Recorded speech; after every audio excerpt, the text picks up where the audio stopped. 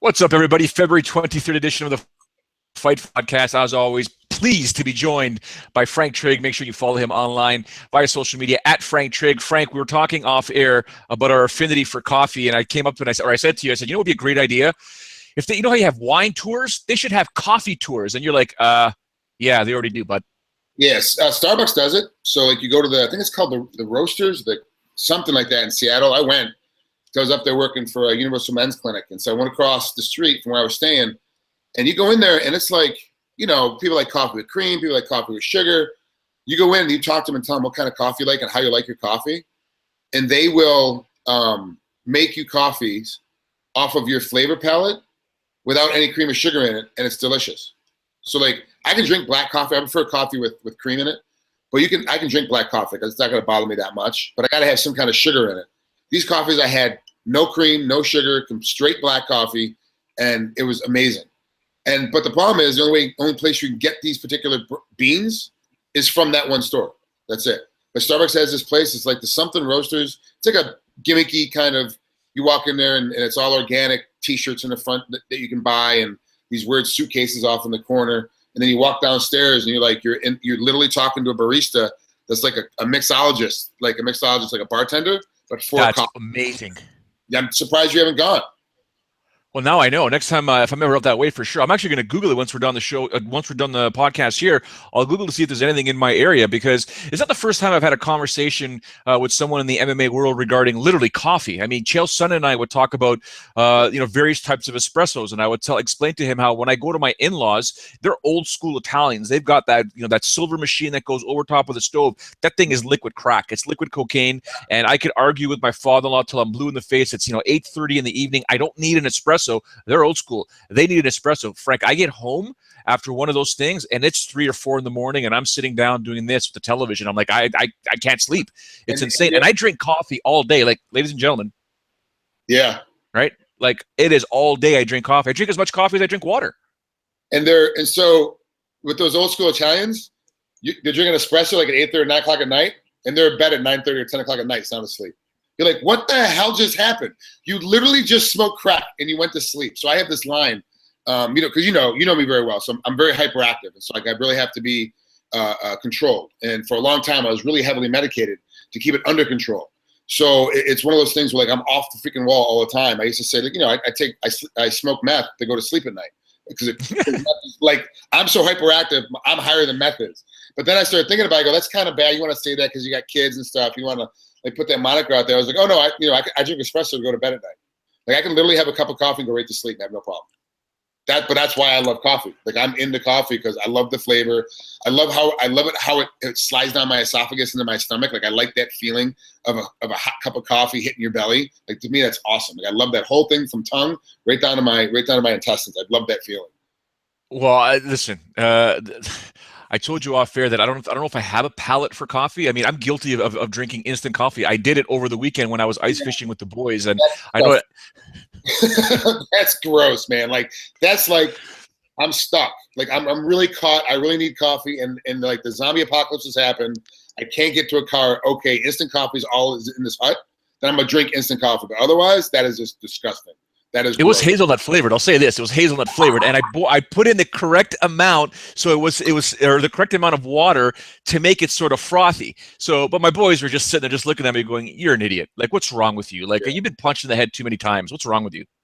That's nuts. That's absolutely crazy. And the funny thing is that after we ref Bellator I ref Bellator up in San Jose, Jill is shattering to be a timekeeper. So she went up with me and was sitting with the timekeepers. And, there's a certain, for folks who don't know, you don't just all of a sudden pass Big John McCarthy's course and then sit down and start reffing pro and judging pro events. Like you have to spend some time shadowing. And so in the timekeeper space, there's no course for timekeeping, but you have to shadow a certain amount of times and then work with a lead timekeeper for like 10 or 12 times, and then before you get broken off on your own. And then even then, you're not going to get, it's like reffing, you're not going to get the big shows. You're not going to get UFCs and the Bellators and stuff like that.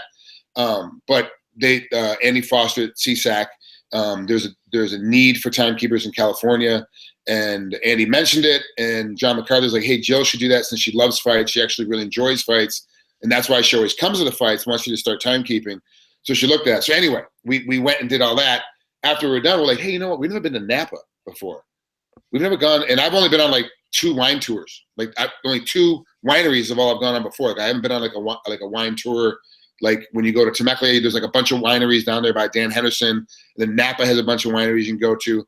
I've never done that, so I took Joe for the Sunday, Monday after Bellator this last weekend, and we went and did the wine tour. And holy crap, Joe, I like wine as much as I like coffee.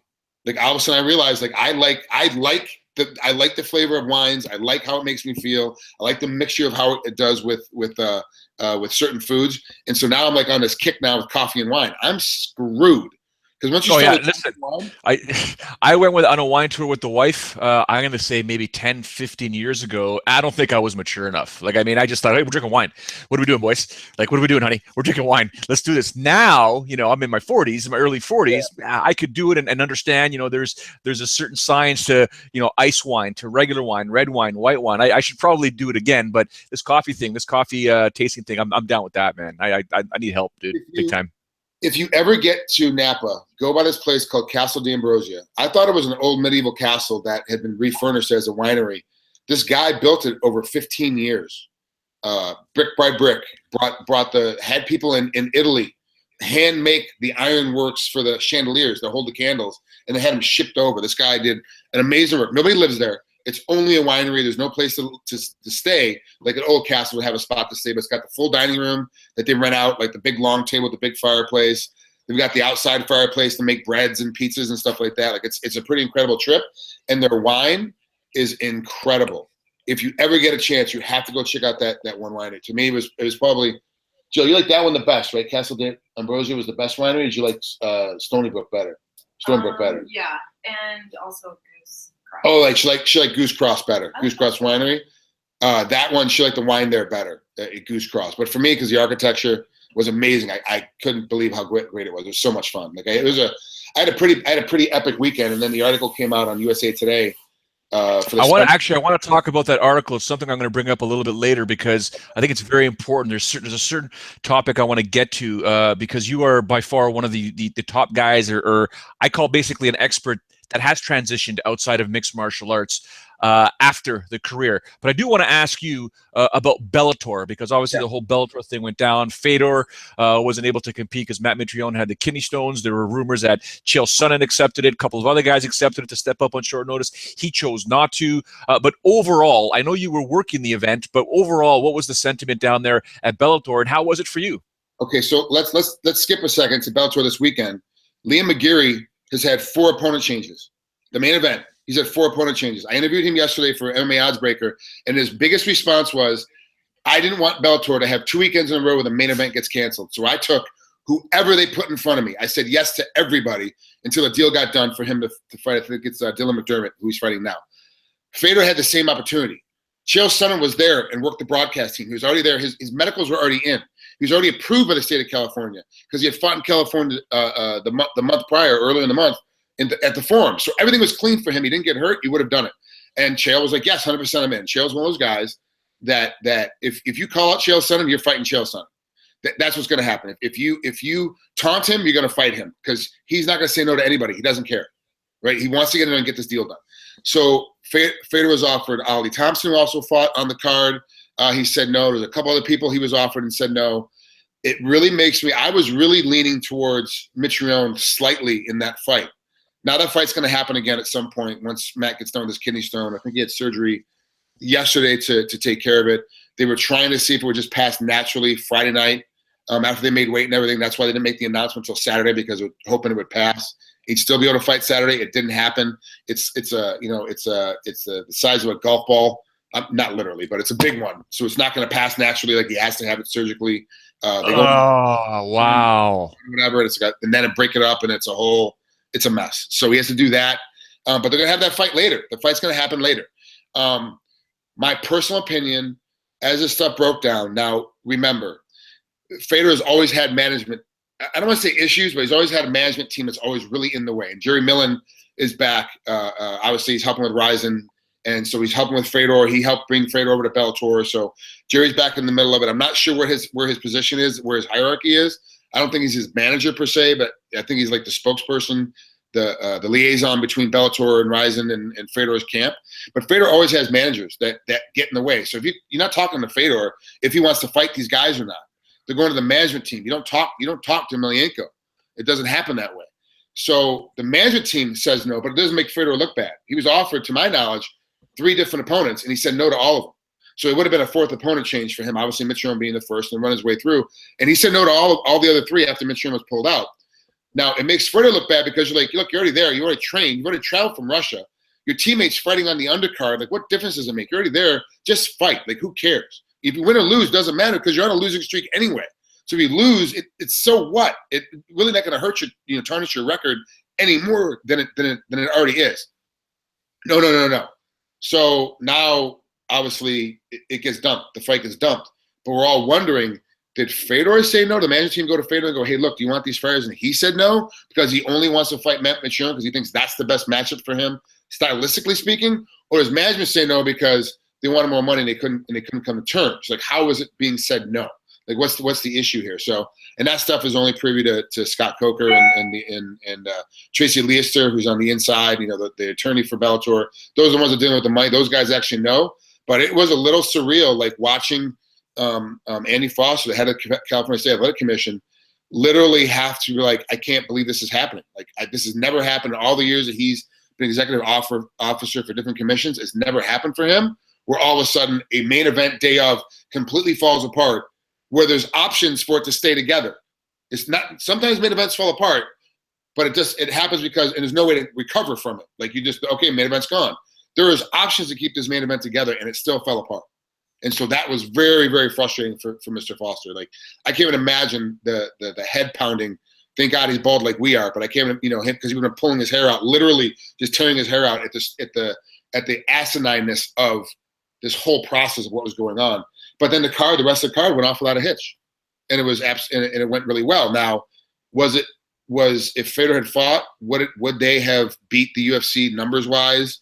With the UFC happening the next night on Sunday, I think so, because everybody was wanting to see Fedor. They went outside and made the announcement to the crowd in line to come in.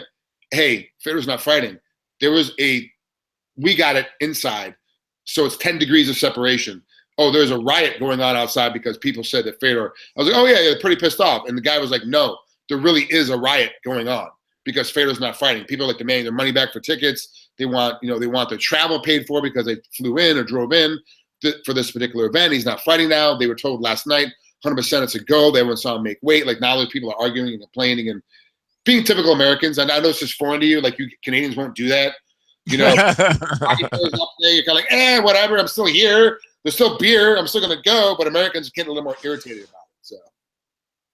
Wow. The main event, though, Josh Thompson and Patricky Pitbull, that headbutt, I mean, I got to say it, that caused the issue to me. I mean, what's your thoughts? It was such a quick action. Things did happen very, very fast in that spot. And I will say this, admittedly, in one of my undercard bouts, unless you're watching the Spike.com portion of the card, you didn't see it. I clearly missed a headbutt. I was in the wrong angle when it happened. I got to it later. I saw he was a little bit stunned, but he's flowing back fine. Things were happening. So I didn't equate it to being, hey, I need to take a moment, call time, and checking to make sure. A few seconds later, blood is trickling out of the top of his head. Fight goes on. He still wins. The guy that got the headbutt still wins. John immediately has a talking to me right after. Big John McCarthy immediately is like, hey, you missed the headbutt. And I'm like, wow, that's a big issue. Like, I got to get better about being in positions, especially when guys are leading with their heads and striking, because that's what was happening. Same thing happened with Thompson and Pitbull. They both were leading with their heads as it was happening. The headbutt happened as incidental, was not an intentional headbutt. It was accidental, and I do think that offset Josh a little bit, but not enough so to change the way the fight was going to go. I really do think that Pitbull was starting to overtake him. I really do think that Pitbull was starting to step up on him. But I also will say this: I was not cage side. I was behind the scenes. I had some stuff I had to do in the back, and I was looking at the monitors. There's a monitor. They call it a video village, where there's like 6 or 8 monitors out there with all the different cameras going at one time. And I was in Video Village watching the fight from Video Village, and then ran back up front. So I patted Josh down, gave him his inspection, sent him to the cage, and I had to immediately run to the back. So I kind of missed everything because I was looking at monitors. Not being cage side is a totally different feeling, you know. And I'm looking around, so I missed it looking at the monitors. I missed the headbutt, and we talked about it afterwards. I think the fight was going to go that way anyway. Whether it would have happened in 20 seconds longer or another round longer, we don't know. But I think that fight was going to go that way anyways. It's unfortunate. Two guys, obviously, Koscheck fought earlier. Also got starched at 39 years old. It's like Josh, I think he's made enough money. He's got enough Ferraris. He's got enough Lamborghinis. He's got enough big houses. Like he's a star in the sport. I don't know why he's still continuing to fight. I think he still has it. I think that was just a bad matchup. Same thing with Josh Thompson. I think Thompson still has it. I don't think he needs to retire, but I know they have enough money to kind of survive for the rest of their lives. They're established. They're fighting because they choose to, not because they have to, which is a great space to be in. And I think both those guys still have game. Like I still think they can still fight, and deservedly so. It's just that night was not their night for either one of them. Yeah, I think Koscheck will always have a fight. It's just that his chin and his brain, the way it just shuts down. It's same thing with Chuck Liddell back in the day. He could fight, just that once he got touched, and stuff he could walk through and basically be like, nah, that doesn't hurt, right? It just shuts the brain down, right? And I think that's what's happening with a lot of the guys like Josh Koscheck. But it is what it is. I personally hope he hangs up the gloves because, like you said, I had conversations with Josh way back in the day, and I don't know if he's still with Zinkin, but we were talking investments, like real estate investments and condos and stuff like that, and getting a return on your money. So he's made some good money with the money that he's made from fighting, investing it accordingly. So I wish him the best. I don't want to see him come back. It always breaks my heart when I see guys that from that era go out the way they're going out, but it is what it is. Let's move over to the UFC, though. A couple of people pretty well have competed on that card. I will leave one person for last because it'll be a good segue over to your recent USA Today article. But I will start off with Johnny Hendricks. Johnny Hendricks, someone you know very well, has now emerged victorious at 185 pounds. But then in his post-fight interview, it's Brian Stann that's interviewing him, and it was one of those things where Johnny was looking up. Brian Stann's a big boy, but that's what the middleweights look like in 2017, believe it or not. Yeah. Johnny Hendricks is going to have his hands full moving forward in this division. And he looked flabby as he was doing it too, so he basically had a fight with a 170-pounder at 185 because Hector Lombard also is a 70-pounder, so he did very well against another 70-pounder that's at that weight. How will he do? Well, being shorter sometimes has its advantages as well in a weight class. When everyone is used to punching straight at you the whole time, now all of a sudden you got to start punching down because this guy is shorter than you. And Johnny's a wrestler, which means it's less for him to have to lower his level to get underneath you to pick you up to finish off a takedown. He's already pretty much has to squat a little bit. There was a guy named Chris Bono who now is a head coach. He wrestled at Iowa State University, and now he's was an Olympian and is up in one of the Dakota schools. He's up head wrestling coach at the whatever I don't know if it's North Dakota or South Dakota, whatever the ones the Jackrabbits, like that's the school he's at. He was like 5'2", and like the shortest guy I've ever seen, but super wide, super strong, and barely had to squat to make a shot because he was so short already that you couldn't get underneath him, and he didn't have to do much to get underneath you. Johnny's kind of in that same boat now at 85. He doesn't do much to get underneath. Now, if Johnny was a striker and that was his forte, I'd be a lot more worried. But because he's a wrestler and he's a grappler, he's going to grind out on you and try to, make this a really hard, weighing on you, pulling your arms down kind of match. It's not as bad as it could be. I think he could do very well at 85, but he's going to have to get better all the way around. His entire game is going to have to get better, and he's going to have to get on a speed, power, strength and conditioning kind of program now, like in between fights. He's got to increase his speed. He's got to increase his power. And he's going to have to change a lot of that flab, into muscle if he wants to really compete at that weight. Derrick Lewis emerges victorious versus Travis Browne. By the way, excellent points on Johnny Hendricks. It's not that I agree or disagree. I'm worried for the guy.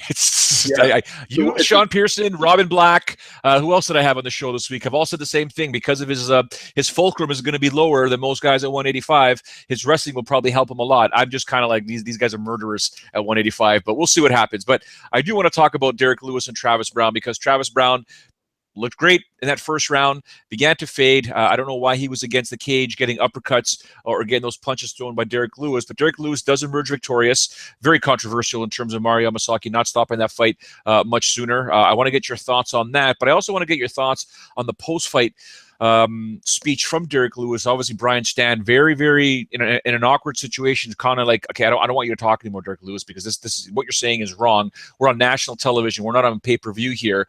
Derrick Lewis obviously saying, just continuing the propagation of what Travis Browne and his ex-girlfriend. He never did touch her. If you ever Google it, take a look. That was a big sort of craziness that went down. Police got involved. There was never any sort of domestic that happened there. And then at the same time, Derrick. And even if you go on his Instagram, apparently he's still going after Ronda Rousey. So now you pull a Clubber Lang from Rocky 3, where you're going after the fighter. You basically almost killed the guy. The guy, Travis Browne, was in a bad situation, and now you're calling out his girl, dude. So I actually was talking about. I was with Ensign Anyway yesterday. He's here in Hawaii doing his Destiny Forever bracelets that he makes. If you guys like the Japanese style or Chinese style of beaded bracelets, like he makes custom made ones and has a bunch for his store online at destinyforever.com. But I was talking with him yesterday. He's like, you were a good trash talker and you always played the heel, but you always did it in a respectful way. Like, how did you do that? I go, well, one time I think I kind of I called out somebody's family, but I was like, my family's better than your family. And that was as far as I went with the family. Other than that, it was always just picking on the opponent. I would never talk about the girlfriends. I would never talk about the wives. Would never talk about their coaches. Would never get into that whole mix. Like, it was only the guy I'm fighting. That's all I would talk about. So that's how I became the heel. And why I was so good at it is because I always kept it to the fighter and what I knew about the fighter. And that was it. That's all I was trying to do. The new level, Chael Sonnen comes in and starts talking about, I'm going to smack your wife in the butt. When we're, Anderson Silva now is going to fight him in Brazil. I'm going to, smack your wife in the butt. I'm going to, I hate the crowd and they're all dirty thieves down there in Brazil. And he starts picking on a whole country. That that kind of stuff kind of crosses the line. So, in my opinion, now obviously people love Chael. People love Conor McGregor. People love the trash talk. They love that game about them. And so they get behind them. They play the heel, but they keep winning. And so when you're winning, playing the heel, it's awesome. It's great because people, everyone's 50% of the fans are coming to watch you win, 50% are coming to watch you lose, but 100% are watching you. That's what's happening. Derrick Lewis is trying to get that space. I don't like it when you start talking about somebody else, especially another fighter. Like now are you only calling out the man's girlfriend, but you're calling out another fighter in another division that's a female and another gender. Like now it's like, what are you doing? Like now you're calling out, like now she's like, oh, he laid hands on women. So I laid hands on him. Well, but you just called out his girlfriend. Where's Ronda Rousey's fine ass at? Yeah, sure. In one way, you're like, oh, he just wants to hook up with her. But in the other way, you're like, hold on a second. She's a competitor. She's a fighter. So now you're calling out a female fighter? Like, this makes – so the first thing that goes through my head is like, you just said, and incorrectly, that Travis Browne hit his ex-wife. Now you're talking about trying to hit his girlfriend. Like, he's an idiot for doing that, but I'm going to do it. Hold on, Derrick. Now you got to clarify. So you got to be real strict now on how you trash talk. You can't leave any ambiguity in how you're going to trash talk. He left it wide open for us for our own interpretation, And then to talk about, I'm fine. I just have to go to the bathroom. Those kicks, if you just had to go to the bathroom, you wouldn't drop your hands way down to your stomach like George Foreman and try to protect your gut. Those kicks were hurting bad. Travis was winning with those front kicks to the stomach, and he shouldn't have went to the well so many times. Should have started changing things up. And I agree with you. What was he doing against the cage, taking all those hits to the head in the middle of that mess? But God bless Brian Stann, to keep composure. Okay, and then go right into it. And then he's like, oh, Ronda Rousey's fine. Okay, and then take a look at this. And all right, thanks, guys. And then like to keep control and get out of the way. Sometimes you and I have both gone through it. You're going to have bad interviews. There's going to be people that just won't.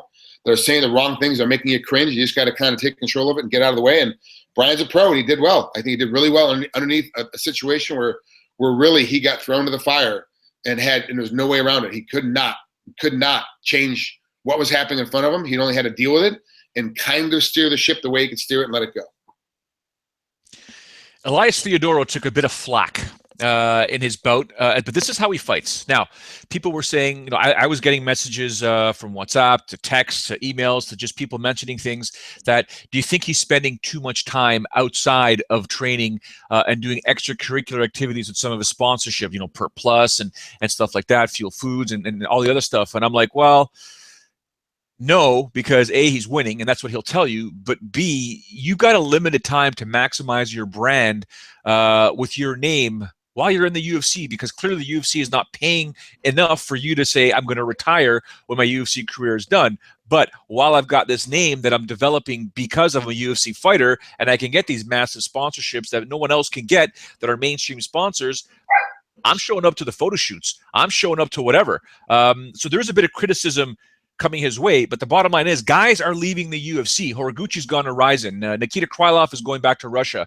Serkinov wasn't able to deal with Dana White. Lorenz Larkin is nowhere to be found. There's people that are leaving the UFC, Rory McDonald, because of the payday. So guys need to make money, and girls need to make money more than just what they're getting paid from the UFC, which kind of segues. So I want to get your thoughts on that, and then if you could just simply move on from that to your article, because your article in USA Today speaks to that. So there's very little. If you look at a lot of the fighters now, we're talking about Koscheck and Thompson, and then let's take Hughes and Liddell. What are they going to do now? Like what's their game now? They've lost their job. Thanks, babe. They lost their job with the UFC. They're no longer. Don't pick on me, man. I got a turtle mug. I drink my coffee out of it. Don't pick on me. And it's a spin. That's the handle. It's a spin. I got this thing with turtles, man. I don't know what the hell it is or where it came from, but I got this thing with sea turtles. I have a big. Well, normally I would speak, because you were drinking. I stayed quiet so everyone can view that. I have my chest. I have a big tattoo of a big two-headed sea turtle on my chest. Like, I don't know. I got this thing with sea turtles. So that's the cup. That's my morning coffee cup. I'm sorry. I digress. So you look at these guys. Like, what are they going to do after? Like, what's going to happen when them get after Alan Jobin? What's he going to do when he retires from UFC? He's still going to be modeling. He's still going to be a good-looking kid. He's still going to be able to model. What's Elias going to do when he retires? He's still going to be modeling. He's still going to be able to create another set of income. What are most of these other guys going to do when they retire? Run a gym, and talk to Marcus Davis, Tim Boach's coach. Holy crap, is running the gym hard. It is a lot of work for very little reward. So he goes and does a photo shoot. Elias goes and does a photo shoot. He's got Pert Plus. He's making all this money to do a quick photo shoot with his flipping hair. It's like, so what? Like, let the guy go. The thing is scheduling. Do you do it during the last 4 weeks of your training camp, the last 6 weeks of your training camp, the last 8 weeks of your training camp? When do you cut that stuff out and go, look, I can't do it anymore. I am trying to get this thing done. Then let's not forget, you get really good and you're headlining a UFC. Then they start coming in and doing all this camera stuff with you for what's the show? The Countdown Show. They're coming doing all this show for the Countdown Show for you. So they're around all the time. Now you're on camera all the time. And it is, I don't care what anybody says, it's intrusive. They are interviewing you between practices when you're normally at home eating lunch or hanging out with your kids or taking a nap. They are demanding more of your time. They want you to do things over and over again. They want to get a better angle. They'll be right up in your face when you're trying to lift weights, like right up on top of you. It's intrusive. So that stuff is almost as bad as having to go do a sponsorship deal. So it's timing. With a guy like when I was in, I didn't have those big sponsorships. So I had to grab whenever they came at me, I had to take it and I had to do it on their time schedule. It's so much different now. It's so much different. I can go, hey, look, you know what? At 6 weeks out of my training camp, tell his manager, I'm not doing any more of this stuff. All this stuff has to be done beforehand. Hey, my fight has been announced. It's 8 to 12 weeks out. Get a hold of all the sponsors. We're fighting in 8 to 12 weeks. If you want to do anything with me at all, you have to do it between now and this date. On the date, at midnight of this date, I am no longer doing any more of these photo shoots, no more appearances, no more nothing. I'm locking myself up for the rest of my training camp. And that's how Mayweather does it. That's how Pacquiao does it. That's how Canelo does it, who's on tour right now, trying to get ready for his fight. It is promoting his fight. This is how it's done with athletes. God bless him. I hope he goes out and gets more stuff and does more things. I hope he gets more money and stockpiles it away and doesn't spend it on drugs and houses and cars and women. I hope he stockpiles it and stores it. So when he's got those lean times after he retires and there's not that much modeling going on for him, he can still have money in the savings account he can still keep playing with. I hope he does a lot more of it, and deservedly so. And I think it changed his style or hurt him in the fight. That's tough to tell. I wasn't in training camp with him. I wasn't sitting there watching him work out every day and watching him come in 20 minutes late for practice because he was at a photo shoot, or watching him not thinking about practice because don't be careful because I'm doing a Pert Plus commercial, so you got to be careful when you run your fingers through my hair as you're trying to take my back. Like if you got shit like that going on, then yeah, it's intrusive and it's a problem, and you got to change your focus. but I think he's too smart of a kid for that. I don't think it's really going to affect him at all. That's really just his fighting style. That's just how he fights. And it's unfortunately, it's not as exciting as a lot of other guys, but it gets the job done, and it gets the job done a lot of the time. Well, ladies and gentlemen, if you scroll over to the usatoday.com website, you'll see an article there. It says athletes find second careers as stunt performers. And Frank Trigg obviously knows a few things about stunt performing and the world of Hollywood. What is this article all about, Frank? So thank God for Dwayne Johnson, The Rock, man. He came out and was like, so there's a, and I'm gonna get on a soapbox here, so forgive me. There's an issue with the Oscars that are coming up on Monday. There's all these categories, all these amazing shows. There's no categories for stunts, not stunt coordinator, not stunt co-coordinator, not stunt guys, not eligible for Oscars at all. It's still a big push. Like, it's a big problem right now. Jack Gill, who's one of the most respected legends in the sport in stunts, and is now a stunt coordinator. He just stunt coordinated Jumanji here in Hawaii, which is where I got to meet him. I'm on a directory. I'm not part of the group, but I'm part of a directory called Stunts Unlimited, which is this is their big logo. You've seen a lot of stunt stuff. Like, Stunts Unlimited is a big stunt company. I'm actually, Jill threw me the hat, but I'm actually wearing the shirt today because it's one of the shirts I wear. I'm part of their directory, and as a result, I got a phone call. Jack Gill is on their board. The guy that used to be my stunt coordinator here on Hawaii Five-0, Jeff Caliente, is on their board, and he has just left the show. And a new guy, Eric Norris, who's Chuck Norris's youngest son, his youngest son, I believe, he's got one more kid underneath Eric, but Eric Norris is now taking over Hawaii Five-0. These guys are all in Stunts Unlimited, so it's a big group. There's other groups out there, but that's not the point of it. The thing is that we're doing a big push where take Transformers, take John Wick 2, take the action out of it, right? Pull out all the action. Keanu Reeves can carry a movie by himself. He's an amazing actor. Can he carry John Wick 2 by himself with no action? No, he can't. The car chases, the car crashes, the shooting sequences, the death scenes. Have you seen the movie that in the beginning sequences, him going looking for his car, going after another Russian guy because he took his car. He's going back to get his car. It's the cousin of the guy in John Wick 1 that stole his car originally and killed his dog. So now he's chasing down his car again, and finally the guy's like, "Look, take the car, we're at peace." But he had to like kill everybody that was in the warehouse to do this thing, a big Russian warehouse. Take all that action out, you don't have a movie anymore. Transformers, Avengers, Jumanji, any one of the Mission Impossibles. Take the action out, you don't have a movie anymore. So why can't stunts get a category? Stunts there've been stunt people in the movie industry since before there was sound with movie. But there is a music in movies Oscar. The best soundtrack of them, they can win an Oscar, but stunts have been in there longer and still don't have a category. So it was a big push. The Rock was talking about there's a lot of ex-athletes that made the move into stunts and into acting. Now, of course, his cousin is his stunt double. They look exactly alike. We can't, like, I walked up on set in Jumanji. I couldn't tell. I thought it was like, oh, I'm going to stand over to the side because it's the first unit. All the actors, the main actors are on first unit. I'm like, oh, it's first unit. I'm going to hide in the corner. I shouldn't be here. I thought this was second unit, which is all stunts. I'm coming over to meet the stunt coordinator and the stunt director and the second unit director. That's all I'm trying to meet. And I'm looking at these guys running down the hill. I'm like, holy crap, that's Dwayne Johnson. I'm gonna go hide. Well, as he gets close, I'm like, Reed, is that you? It's Tenaway. It's Reed. He lives here. He's a Hawaiian-born kid. He's from here. He's like, yeah. So The Rock came out and said, hey, this is a need for this, and a lot of these guys are making a jump. A ton of my friends are ex athletes that have now made the move into acting or stunt work full time and making a living with their career over. They now have a secondary life after sports is over. For me, it's both stunts and acting. Jay Haran does majority of stunts. Tori Vogel played football at Purdue, and then and now is at and fought for a few fights down in Florida, and then made the move to LA and is a full-time stunt guy. And this is a lot of us. Kieran Gallagher fought in Pancras, moved to Japan and lived in Japan for 3 years and fought in Pancras, and then came back and was like, it's back in the day when you're making $1,500, $2,000 a fight. You weren't really making that much. Was living in LA. It's like, hey, I got the ability. I'm gonna jump into stunts. Now he's a stunt coordinator. Like, this is the progression. And there's a push. We're getting guys like Mark Wahlberg that are pushing for the Oscar. We're getting guys like Keanu Reeves and Dwayne Johnson are pushing for the Oscar. And the article is all about raising awareness especially coming up on the Oscar weekend. We're like, look, we're guys that we put our lives on the line. When I get lit on fire, my life is on the line. When I am getting thrown over, getting hit by a car, my life is on the line.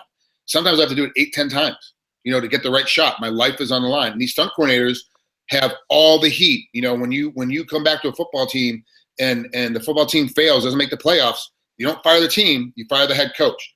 The stunt coordinator is the head coach, and they have him or her, because I've worked for a couple of females as well, and they have a tremendously hard job. They have to trust you and I to do the fight scene to make it look realistic without hurting each other or hurting the actors that are being involved in part of it. So it's a big sequence, and when we screw up, they get fired. We get sent home, but they get fired. They lose their job. We're only here for a couple, 3 weeks. They're there for the entire shot of the whole movie. We screw up. They're getting fired. We're just getting sent home. We can find another job relatively quickly.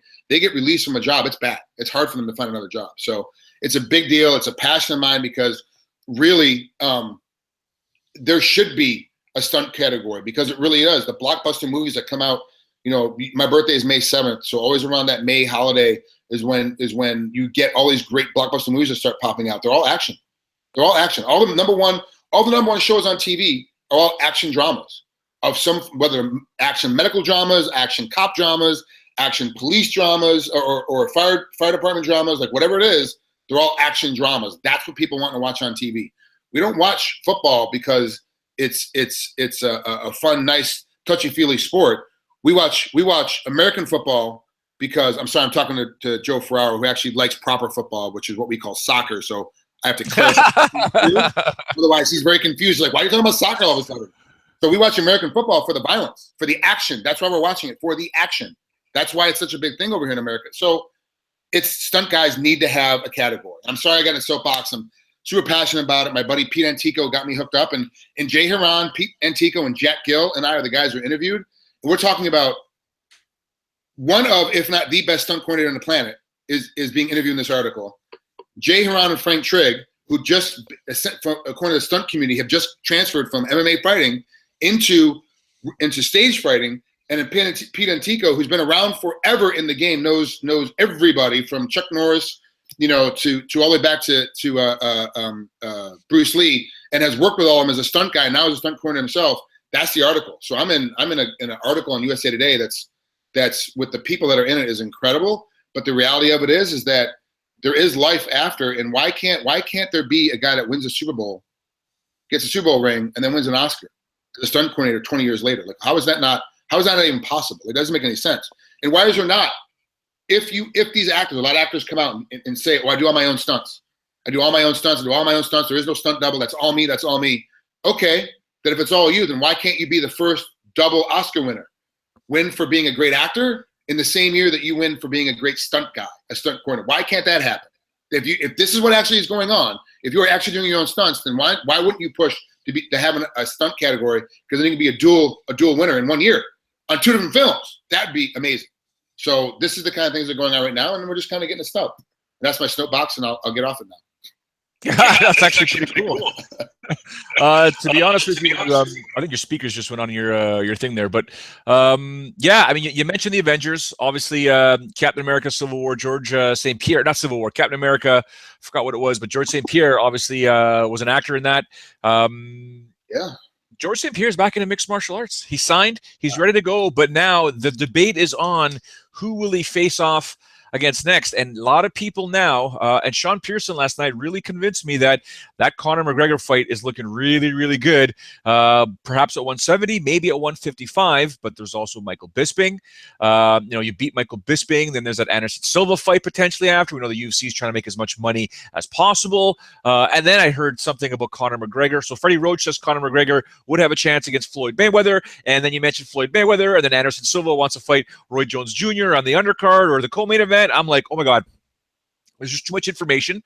First things first, because we only got about 6 minutes here. George St-Pierre, do you like this fight with Conor McGregor as his return fight? Because I know last week you said you want to pit him against someone much lower in the rankings, but it looks like it's not going to happen, Frank. It looks like it's going to be a big payday fight against a really big name. Well, you have the same problem with Pierre as you do with Ronda Rousey. Like they're still viable. They're still big names in the sport. Like, don't get me wrong. When I say he's not in the top 5, doesn't mean that he doesn't deserve to be in the top 5. I'm just saying that this guy is just right now. The sport has changed. It's developed. It's evolved. He hasn't evolved with it because he hasn't been in the cage in the heat. He's been at practice. He's been training. You said he looked great when you saw him a little while ago. I believe you. Like, I believe he looks great. And he said he also said, I can make 155. Okay, if you want to make 155, that's fine. Doesn't matter. I would love to see him fight Conor McGregor at 170 because of this. He will be the bigger guy.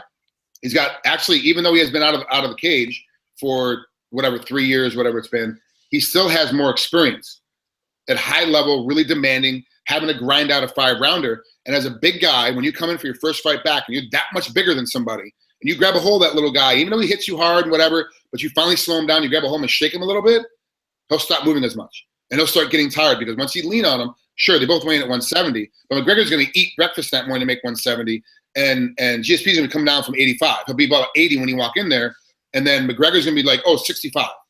That's a huge amount of weight to deal with when you got a guy that's that athletic, that explosive, and that strong on top of you. So that fight is great. It's a perfect fight for GSP to come back at. The Bisping fight is also another perfect fight.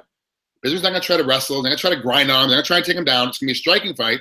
And 3 years removed, GSP is still faster, more precise, and has more foot motion than Bisping does at this stage of his career. So those are two perfect matchups. The problem being, he can't call out Woodley. He can't call out Stephen Thompson. He can't call out anybody at the 170-pound weight class because those guys are going to beat him up. Right now, the way that the matchups went, Bisping is the champ at 85. If GSP really wants to make a go of it and he really believes that he's still the best guy in there, then go ahead and call out Jacare Souza or call out Yoel Romero and let's see what happens. Or if you really are serious, they go, look, I'm in USADA. I'm back. I'm really coming back. I demand the winner of Tyron Woodley or Stephen Thompson. And they've already said 100% they'd welcome him back. And whoever wins, both of them have said, which one of us wins, GSP should have the next title shot. They've already said it. So what's really going on? If the only talks are McGregor and Bisping, which are not in his weight class that we're assuming he's coming back at, so why are we having this conversation? Because stylistically, these two matchups are much better than Woodley and Thompson. Much better matchups at this point.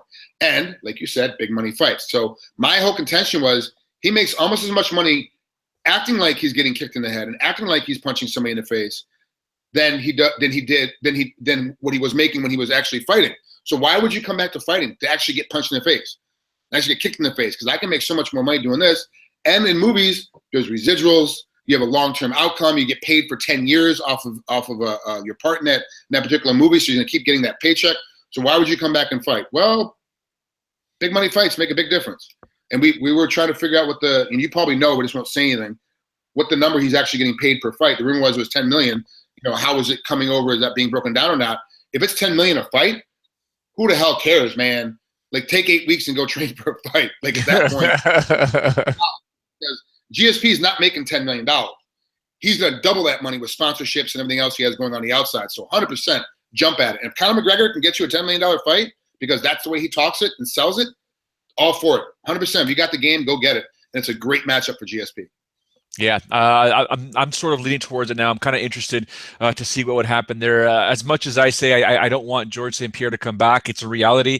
He is coming back, and now it's a matter of who's he going to face. So I'm definitely looking forward to it. All right, we're going to wrap things up here. Anything else going on I'm sure there's tons going on in your world, but what's going on with you? Because I'm not going to talk to you we're not going to see you until next Wednesday. Thursday. So what's going on in the life of Frank Trigg? So we have a new stunt coordinator in Hawaii Five-0. I have to go down today and go meet up with Eric Norris. He just started working this last Tuesday. I haven't met him yet. There's only about a month and a half left on this show before it wraps for the season and then starts back up again. I'm still, and this is the problem, Joe, like every week you ask what I got going on. I got like 5 serious, legit things in the works. 2 are stunts and 3 are acting gigs. And one of them is a pretty significant role with Frank Grillo from Kingdom that Rampage Jackson will be on as well. But we're just trying to get deals worked out and timing and locations and all that crap. And I have another pretty big deal going on in China that I'll be co-starring on a. I thought it was a movie. The way it was explained to me was a movie. It's a series. It's a television show that's going to be ongoing, and I'm a co-star in it. So and I'm final 2. So it's like I have these things going on, but I can't say anything about them or give you specifics because I don't have them yet. No one's telling me anything. I'm just kind of, okay, any day now. This is how it goes. It's almost like fighting for pride again. You're gonna fight. Who's my opponent? We don't know. Okay, well, I'm supposed to fight next weekend. Like, where's my plane ticket? Like, where's that? Oh yeah, we just got your plane ticket today. Oh, and your opponent is Joe Ferraro. You're like, what the hell? Like, you couldn't tell me this, but you've known for 8 weeks that it's been you. I'm just now finding out. This is how it's like, that kind of game still. I'm still trying to figure out what's going on, but I'm the lowest guy in the totem pole. I'm the lowest guy down there, and I'm just accepting what comes along. Actually, Randy Couture just sent me a script yesterday that I got to read. That he's like, I want you to be in this movie with me, and I got to read through the script and kind of see what fits where I want to go with my career. And because I got a lot of crap on the table, nothing's done yet. It's all scammed out right now. So there's my story. There you go. Well, listen, man, we want to wish you the best of luck. Ladies and gentlemen, make sure you do follow Frank on social media, especially Instagram, Facebook as well, Twitter as well. He posts some interesting stuff, fantastic stuff, to be honest with you. The stunt stuff that he mentioned was on his Instagram today.